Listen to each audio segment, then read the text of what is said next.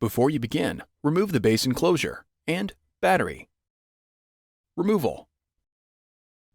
Remove the two 6mm P1 Phillips head screws that secure the left display panel hinge to the top cover. Open the left display panel hinge. Use minimal force to lift the locking bar up on the card reader board ZIF connector and disconnect the card reader board ribbon cable from the card reader board. Remove the wireless antennas from the routing channel around the card reader board. Remove the two 3mm P1 Phillips head screws that secure the card reader board to the top cover. Lift the card reader board off of the alignment pins on the top cover and remove. Reverse this procedure to install the card reader board.